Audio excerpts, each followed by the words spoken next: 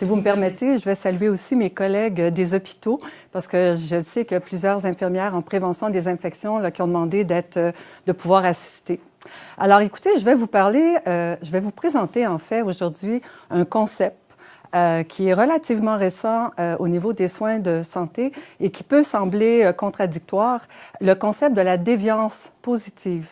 Alors, je ne sais pas si vous avez déjà entendu parler de ce concept-là, mais moi, je vais vous en parler aujourd'hui, et ce, au regard de l'hygiène des mains des infirmières.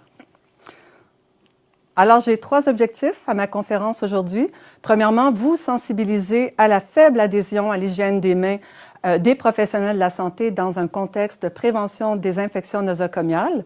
Évidemment, le plus important, c'est de vous présenter les résultats de 2 ethnographies focalisées sur l'hygiène des mains auprès d'un groupe d'infirmières que j'ai effectué l'an dernier dans le cadre de mon doctorat et présenter et discuter ce fameux concept de la déviance positive. Alors, tout d'abord, il faut que je vous explique que les infections nosocomiales, ce sont des infections qui sont associées aux soins de santé. Et ce, peu importe l'établissement où ces soins sont administrés. Ici, au Québec, on estime qu'elles touchent environ 10% des patients qui sont hospitalisés, ce qui veut dire qu'environ à chaque année, il y a entre 80 et 90 000 patients qui risquent d'être touchés par ce type d'infection, avec les conséquences très sérieuses de morbidité et de mortalité. Malheureusement, même si l'hygiène des mains est reconnue comme la mesure la plus efficace pour prévenir ces infections, on reconnaît, autant ici qu'ailleurs, un faible taux d'adhésion à cette mesure. Dans la majorité des études, on parle d'autour de 40% et moins. Et ça, malgré toutes les interventions qui ont été mises en place depuis plus de 2 décennies maintenant pour essayer d'améliorer cette adhésion à l'hygiène des mains, on n'a toujours pas les résultats escomptés, même encore aujourd'hui. Albert Einstein a dit « Est-ce qu'il ne serait pas un peu fou de croire qu'on peut répéter constamment les mêmes choses tout en espérant des résultats différents? » Eh bien, moi, je me suis lancé le défi de dire, juste par rapport à l'hygiène des mains, est-ce qu'il ne serait pas temps justement de faire autrement? Alors, il y a à peu près 6 ans, j'ai entendu parler pour la première fois de l'approche de la déviance positive, présentée à ce moment-là comme une approche de changement de comportement et qui semble prometteuse. Mais le problème que j'ai rencontré aussi avec ce concept de la déviance positive-là, c'est que dans la littérature, si on regarde en sociologie, d'où ça origine, le concept de la déviance positive, c'est que ça peut paraître contradictoire. Donc, on le décrit comme un comportement individuel. Mais en général, quand on réfère quand on parle de déviance, on va plutôt référer à des comportements qui sont réprouvés socialement, donc qui sont négatifs. Alors, comment est-ce que la déviance pourrait être positive? J'y reviens. Mais c'est aussi décrit depuis quelques années comme une approche de changement de comportement. Et en santé publique, depuis à peu près 7 ans, on l'utilise, cette approche-là, donc pour améliorer la qualité des soins. Donc, c'est quand même assez récent, fait qu'on n'a pas beaucoup de recul et on ne peut pas dire que cette approche-là a été utilisée suffisamment pour qu'on dise avec confiance que ça donne des bons résultats. Donc, j'avais ce défi-là aussi, d'être confrontée à la problématique de l'hygiène des mains, mais aussi à un concept qui causait des problèmes. Alors ici, dans la littérature en sociologie, il y a eu tout un débat au début des années 80 entre les sociologues, même pour décider d'accepter l'idée qu'on puisse parler de déviance positive, mais il y a quand même quelques sociologues qui se sont montrés en faveur. Et il y a 3 éléments dont on pourrait se servir pour évaluer un comportement de déviance positive. Donc, on parle d'un comportement qui est intentionnel et volontaire, qui s'éloigne des normes d'un groupe de référence et qui est de nature bienveillante. Alors, je me suis servi de ces 3 éléments-là pour voir si, au niveau de l'hygiène des mains, c'était possible de parler d'un comportement de déviance positive de la part des infirmières. J'insiste sur les normes d'un groupe de référence parce que quand on parle de déviance, peu importe qu'elle soit négative ou positive, cette notion-là d'éloignement ou d'écart aux normes d'un groupe de référence est importante. Pour ce qui est de l'approche de la déviance positive, alors la définition qui a été proposée, c'est qu'on dit qu'elle est basée sur la prémisse ou le postulat que dans la plupart des organisations, il y a des individus qu'on appelle des déviants positifs, qui seraient en mesure, ces individus-là, de résoudre les problèmes mieux que leurs collègues, même s'ils ont les mêmes ressources et même s'ils sont confrontés aux mêmes problèmes. Alors, Bradley, en 2009, Bradley, c'est un professeur au département de santé publique à l'université de Yale, a proposé 4 approches pour implanter l'approche de la déviance positive dans les milieux de soins. Donc, la première étape, c'est d'identifier des déviants positifs. Elle est définie comme des individus qui sont plus performants. Donc, la déviance positive, dans ce contexte-là, est une question de performance dans un domaine d'intérêt. Deuxièmement, d'utiliser des méthodes qualitatives pour découvrir qu'est-ce que ces déviants positifs-là font ou ont comme caractéristiques qui leur permettent d'être plus performants. Une fois qu'on a trouvé ça, c'est de vérifier si ces stratégies-là qui sont utilisées par les déviants positifs pourraient améliorer le comportement de d'autres individus d'une organisation et si c'est le cas, après d'y aller plus largement. Alors, dans le cadre de mon doctorat, j'ai utilisé les 2 premières étapes de l'approche de la déviance positive pour répondre au but de mon étude qui était d'explorer, sous l'angle de cette approche-là, les pratiques cliniques d'infirmières au regard de l'hygiène des mains et de comprendre c'était quoi les facteurs qui les influencent dans un contexte hospitalier.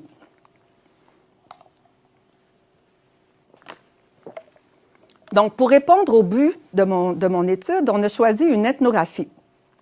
Pourquoi une ethnographie? Parce que c'est le devis de recherche qui permettait vraiment de pouvoir observer les infirmières dans leur quotidien et de tenir compte, tout en tenant compte de la culture de l'institution et d'utiliser toutes les sources d'informations contextuelles, et ça vraiment afin d'obtenir la compréhension la plus complète possible de tous les facteurs qui pouvaient influencer l'adhésion à l'hygiène des mains. Le type d'ethnographie utilisée, c'est une ethnographie focalisée ou on l'appelle aussi ciblée. Ça requiert un temps de présence moindre sur le terrain et ça permet d'explorer des problématiques qui sont plus spécifiques et qui sont déjà connues du chercheur. Ce qui était mon cas, puisque ça fait déjà de nombreuses années que je travaille en prévention des infections et auprès d'un groupe d'individus, des infirmières, alors que moi-même, je suis infirmière. Donc, ça convenait tout à fait. Donc, l'étude s'est déroulée l'année dernière au CHUM. Pourquoi le CHUM? C'est que depuis août 2013, il y a des audits d'observation de l'hygiène des mains qui y sont effectués à tous les 2 mois. Donc, au moment où on allait débuter l'étude, ça nous permettait d'avoir accès à des données récentes et répétées sur les taux d'adhésion à l'hygiène des mains avant même de pouvoir commencer. Évidemment, les infirmières du centre hospitalier étaient la population à l'étude. Alors, le premier défi qu'on a rencontré, c'est OK, comment on fait pour identifier des déviants positifs? Sur quels critères est-ce qu'on va se baser pour dire qu'une infirmière est une déviante positive au regard de l'hygiène des mains? Alors, après de nombreuses discussions et réflexions, on a décidé d'utiliser les résultats des audits qui étaient effectués de août 2013 jusqu'à décembre 2014. Donc, comme c'était fait aux 2 mois, ça nous donnait 14 résultats. Et on a calculé un taux moyen d'adhésion pour les infirmières pour chacune des unités.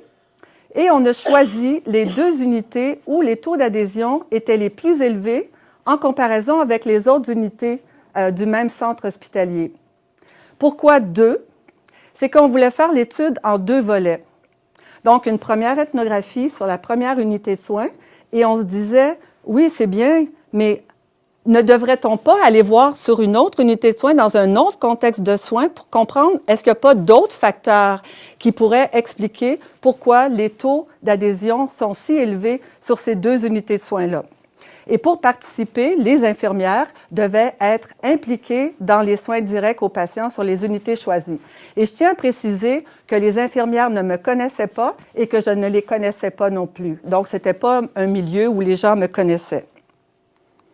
Alors, méthode de collecte de données qu'on a utilisée, des périodes d'observation, des entrevues individuelles, toutes les conversations informelles, y compris le dimanche matin quand je suis arrivée, puis que les infirmières étaient en train de manger des beignes à leur pause, je me suis assise avec elles et j'écoutais tout ce qui se passait sur l'unité. Et j'ai consulté aussi tous les documents disponibles sur les unités de soins en lien avec la prévention des infections. Alors, je vous présente maintenant les résultats.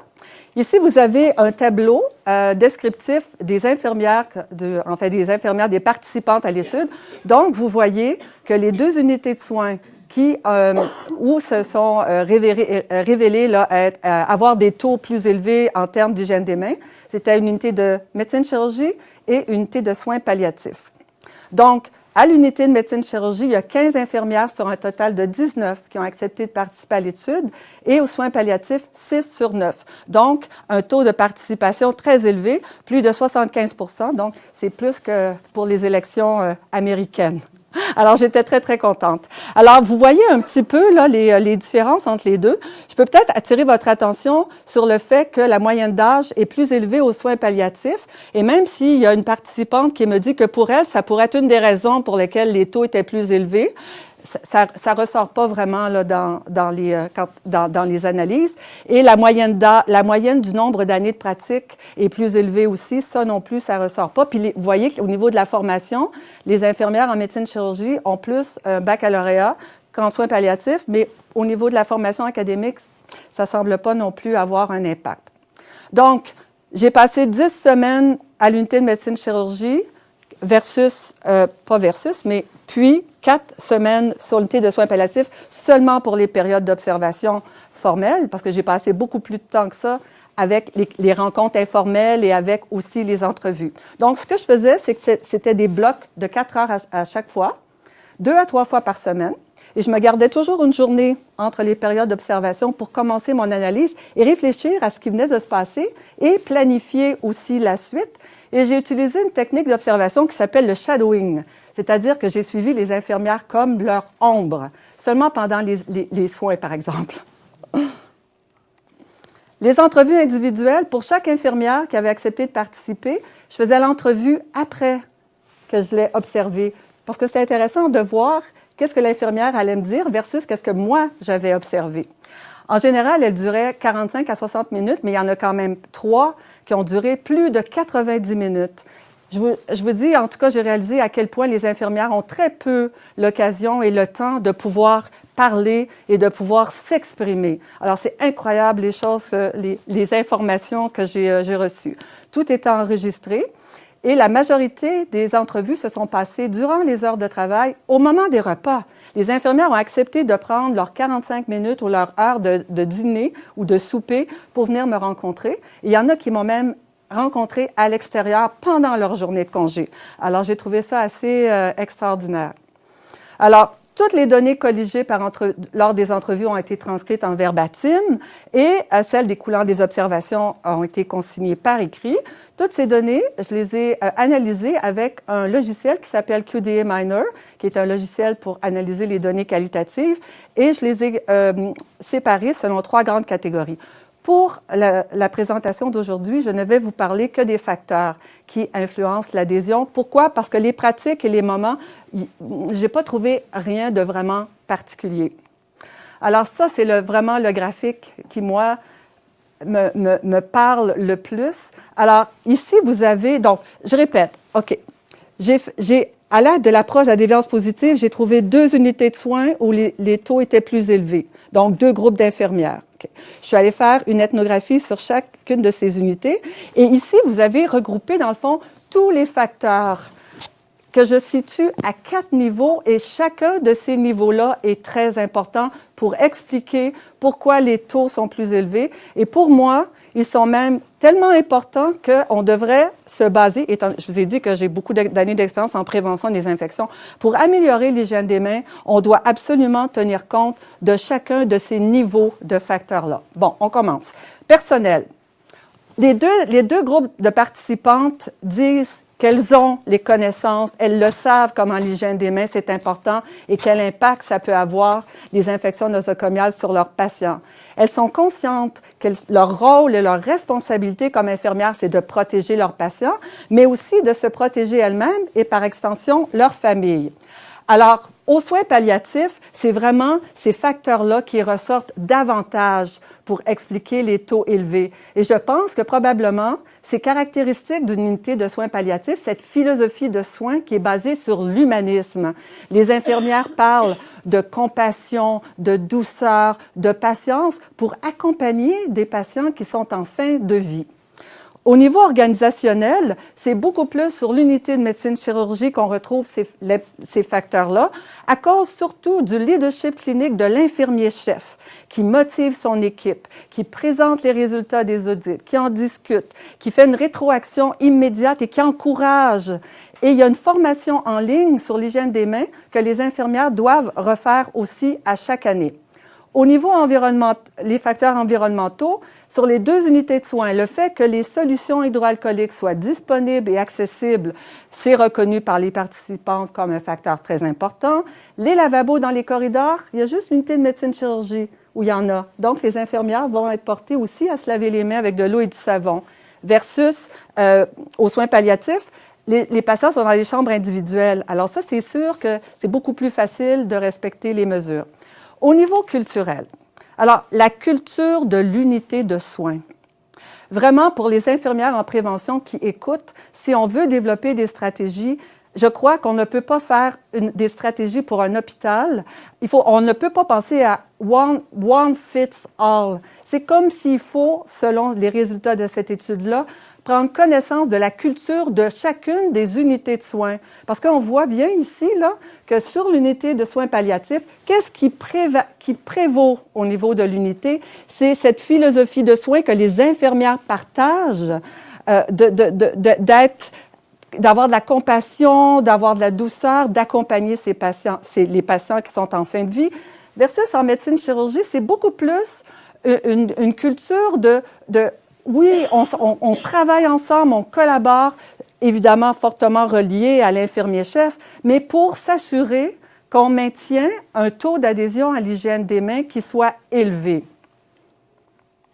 Alors, on considère donc qu'il y a comme 2 types, si on peut dire, de déviance positive. Hein. Il y a 2 comme raisons pour lesquelles il y a des infirmières qui performent mieux que d'autres. Sur l'unité de médecine-chirurgie, comme je vous ai dit, c'est vraiment les facteurs organisationnels qui apparaissent influencer davantage. Donc, le leadership de l'infirmier-chef qui motive son équipe. Alors, on pourrait dire que dans ce contexte de soins-là, la déviance positive est basée sur un leadership à l'intérieur du groupe. Donc, toute l'équipe s'est mobilisée sous l'influence de l'infirmier-chef pour vraiment améliorer et maintenir un taux élevé d'hygiène des mains. Pour ce qui est de l'unité des soins palliatifs, évidemment, à cause de la philosophie de soins dont je vous ai parlé, on va parler ici, dans ce contexte, d'une déviance positive qui est plus basée sur une philosophie de soins, basée sur l'humanisme. Alors, selon les résultats de cette étude, s'il y a des gens qui pensent que la déviance positive ou que l'approche de la déviance positive ou que les déviants positifs, qu'il y a seulement une seule façon que ça peut s'exprimer, nous, ce qu'on voit, ce qu'on veut dire, en tout cas parce qu'on est en train de publier, de soumettre des articles pour publication, c'est que, attention, nous, on a 2 contextes de soins différents et on voit 2 types de déviance positive. Est-ce qu'on peut transférer ce qu'on a trouvé, hein, vous vous rappelez, selon l'approche de la déviance positive qu'éventuellement on voudrait bien transférer? Bien, ce qu'on a trouvé sur l'unité de médecine-chirurgie, il y a quelques stratégies qui pourraient être transférées. Mais toute la motivation que donne à son équipe l'infirmier-chef, bien évidemment, est-ce qu'on pourrait retrouver exactement le même type de leadership? C'est la question qu'il faut se poser. Et aux soins palliatifs, bien, on voit que c'est vraiment la personnalité des infirmières qui y travaillent qui est particulière. Alors, on se pose beaucoup de questions sur la possibilité, en tout cas, par rapport à ce que nous on a trouvé, que ça puisse être transféré à d'autres unités de soins. Si on regarde en termes de critique, parce qu'on est quand même assez critique par rapport à cette approche-là, hein, La première chose, c'est le premier défi qu'on a rencontré, mais comment on fait pour les identifier, ces déviants positifs-là? On aurait besoin de critères. Alors, si vous travaillez, par exemple, sur une problématique, mais que vous avez des critères très rigoureux et très spécifiques pour être capable d'identifier des personnes qui réussissent mieux que d'autres, ça pourrait aller. Mais dans un contexte comme la prévention des infections, ce qu'on propose, c'est d'utiliser effectivement des données qui sont colligées de façon routinière, comme nous, on le fait, par exemple, d'utiliser les taux d'adhésion à l'hygiène des mains. L'autre chose aussi, c'est que c'est quand même très subjectif, la déviance positive. Vous avez vu que ça dépend du contexte et des personnes qui vont évaluer cette déviance positive-là. Il n'est pas dit que si quelqu'un d'autre allait faire la même chose que moi, je ne sais pas si les résultats seraient les mêmes. Et aussi, peut-être la critique la plus importante par rapport à la déviance positive, l'approche, c'est qu'on nous dit, OK, il faut identifier des personnes, des individus, aller voir qu'est-ce que ces gens-là ont de spécial pour pouvoir... Mais on ne tient pas compte du contexte. Et on l'a vu qu'avec l'ethnographie, ce qui est vraiment le plus important par rapport à l'hygiène des mains, c'est vraiment dans le contexte. Donc, c'est bien beau le caring, c'est bien beau d'avoir des connaissances, c'est bien beau d'avoir des solutions hydroalcooliques, mais si sur l'unité de soins, il n'y a pas cette culture-là que l'hygiène des mains, c'est important ou que c'est vraiment par la personnalité des infirmières, ça ne fonctionnerait pas.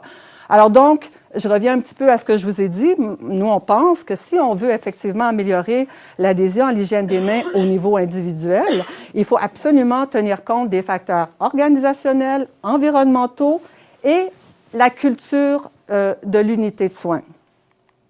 Alors, en conclusion, oui, les infections nosocomiales sont un problème important de santé publique. L'hygiène des mains, c'est la mesure la plus efficace pour prévenir, mais il y a un faible taux d'adhésion. Et les résultats de 2 ethnographies focalisées sur l'hygiène des mains semblent démontrer que les facteurs qui influencent davantage les participants dans leur adhésion diffèrent selon le contexte de soins. Donc, c'est important d'en tenir compte. Et qu'il y aurait, selon nous, dans cette étude-là, 2 types de déviance positive. Donc, une qui est basée sur les leaderships intragroupes, l'autre sur la philosophie de soins. Et pour terminer, la déviance positive, je vous ai parlé d'un comportement individuel. D'après tout ce qu'on a vu, de tout ce qu'on a entendu, on ne pense pas qu'il soit possible de pouvoir dire qu'on puisse avoir un comportement de déviance positive au niveau individuel. Ça semble vraiment plus être une affaire d'équipe, de groupe, qui, ensemble, pour des raisons personnelles ou des raisons organisationnelles, vont décider de vraiment améliorer les choses, peu importe là, la problématique en cause. Parce que, rappelez-vous que je vous ai dit la question de normes, d'écart aux normes. Alors, comment est-ce que dans mes 2 unités de soins, alors que les normes sont, par exemple, le leadership, que tout le monde s'implique. Il n'y a pas d'infirmière qui pourrait s'écarter des normes de cette unité-là, puisque tout le monde partage sur chacune des unités de soins. Alors, dans ce contexte, on ne croit pas que ça puisse s'appliquer. Alors, merci de votre attention. Merci.